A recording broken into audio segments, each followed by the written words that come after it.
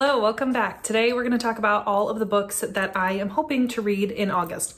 I'm definitely not going to get to all of these, but these are some hopefuls and things that I could potentially end up reading based on how much I end up reading this month. I feel like I haven't done TBRs the past couple of months, partly because I had a lot of books for specific vlogs that I was doing and I didn't want to spoil it by putting them in a TBR video, but also I've been trying to mood read a little bit more lately.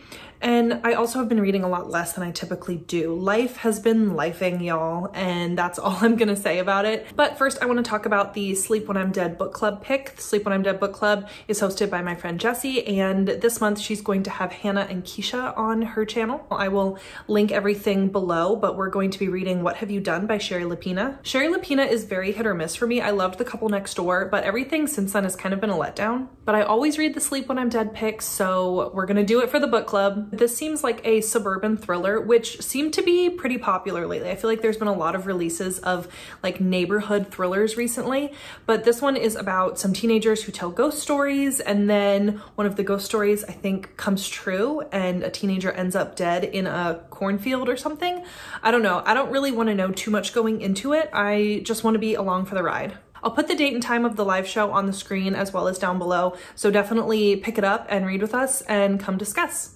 Next we have the Night Owl Book Club pick, and that is Two Sides to Every Murder by Danielle Valentine. And I'm definitely going to be reading this because I'm going to be part of a book discussion for my friend Gwen's Patreon for the podcast Talk Bookish to Me. So the Night Owl Book Club is part of that second tier for Patreon. I'll leave it linked below, but all of us night owls are going to discuss this, and this is YA, so I'm a little bit nervous, but it's about a summer camp, which is one of my favorite tropes. If you didn't know, I absolutely love summer camp vibes in books. Summer camp was one of my favorite things growing up. I love Riley Sager's book about a summer camp, Last Time I Lied. So even though this is YA, I'm willing to give it a shot, and hopefully it gives me those campy summer vibes that I am just craving. Okay, next let's talk about Ketchupathon 2024. And Ketchupathon is a 2-week-long readathon hosted by Krista from Books and Jams and Amy from Amy's Bookish Life. And it runs from August 1st through the 14th. And last year they did a Build Your Own Sunday theme, and I absolutely loved it. But this year they decided to go with Build Your Own Cookout, which is also so fun. And the whole idea of this readathon is reading down Book of the Month books. And I actually do a great job of keeping my Book of the Month books that are on my shelf that are unread to a minimum. I actually only have 3, and 2 of them I got from book swaps and a used bookstore. So only one of them is actually one that was sent to me from Book of the Month. So I do a pretty good job, but I also have some other books on my physical TBR that were Book of the Month picks in the past. I just don't have the Book of the Month version. Link all the information for Ketchupathon below, but there's all kinds of different prompts and activities to do. So the first book that I'm going to try to read is for the location of my barbecue, and that is Backyard, which is set in your state or country. So I'm gonna read House of Glass by Sarah Pekkanen, and this takes place in Northern Virginia / DC / the DMV or the DC metro area.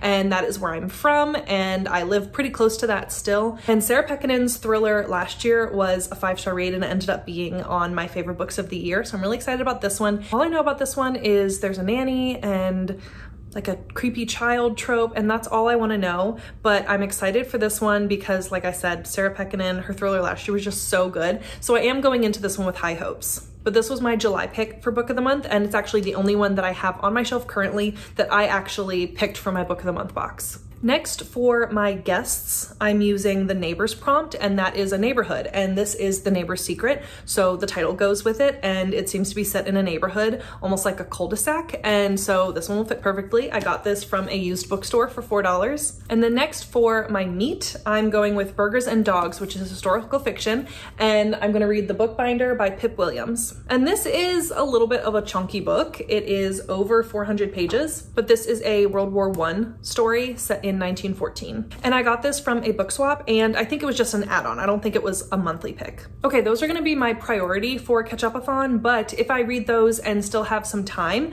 these are the books that I might get to. I'm just gonna talk about all of them, but I probably won't read all of these this month. One Perfect Couple by Ruth Ware, and this was a add-on a couple months ago, I think, for Book of the Month. I love Ruth Ware, I've read everything that she's published. And this one is, I think, about a couple who goes on a game show and they end up getting stranded on an island.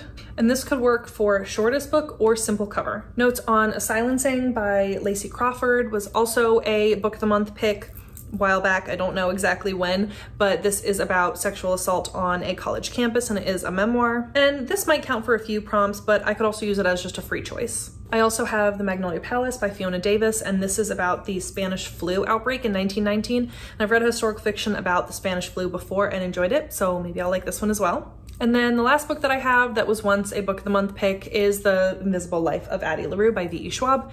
If you don't know what this is about, I don't know what to tell you other than where have you been the past 4 years. And then the last book I'm going to talk about is the buddy read for my friend Jackie's Patreon, and that's Small Great Things by Jodi Picoult. This is one of my favorite books of all time, and Jackie read it a couple years ago, but it was like kind of before she was into Jodi Picoult style books. So I don't think she remembers a whole lot about it or really enjoyed it all that much. So all of us in her Patreon have been convincing her to try it again, since now she's more into those like kind of courtroom dramas and she's loved some Jodi Picoult books. So we're all gonna read this together. This will be the 5th or 6th reread for me, but basically this is a malpractice case with a labor and delivery nurse. There's a lot of discussion on racism and white privilege in this book, and it's just so good. So good. If you like Jodi Picoult, or if you like courtroom dramas or like legal things in your kind of more thrillery literary books, definitely try this out. If you're a Jodi Picoult fan, highly recommend.